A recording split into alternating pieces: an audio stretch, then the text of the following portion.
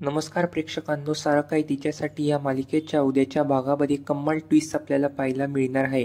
तर आता ओवी निशीला म्हणत असते, ओवी मी चांगली बायको नाहीये, अगं माझ्या नीरज सरांना मी किती दुःख देते आहे. तेव्हा ओवी बोलते, निशी अगं तसं काही अजिबात नाही आहे.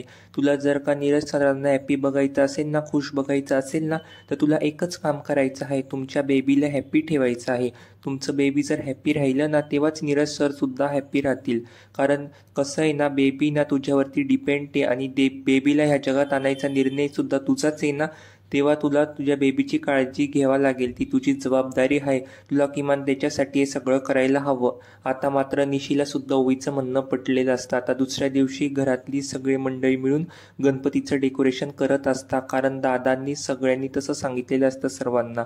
श्रीनू आता बाहेरून शिडी घेऊन येतो आणि सर्व घर फुलांनी सजवू लागतो. सगळीकडे फुलांच्या माळा लावू लागतो. ओवी मात्र त्याची मदत करते आणि हळूहळू त्याला माळा पास करत असते. बंधू आणि कांदा सुद्धा तिथेच असतात आणि ते लाइटिंगचं बघत असतात. इतक्यातच श्रीनूच्या हातातून मस्त प्रकार घडतो. त्याच्या हातातून माळ सुटते आणि चक्क ती माळ ओवीच्या गळ्यात पडते. आता ओवीला काय कळावं काही कळत नसतं.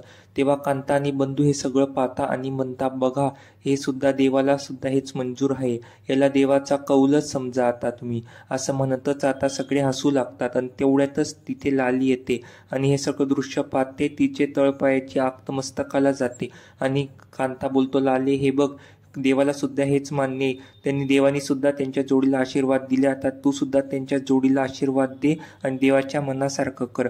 तेव्हा आता लाली ह्या दोघांच्या नात्याला केव्हा स्वीकारते ना, हे पाहणं रंजक ठरणार आहे. तर असेच नवनवीन अपडेट सर्वात आधी जाणून घेण्यासाठी आपल्या चॅनलशी कनेक्टेड राहा.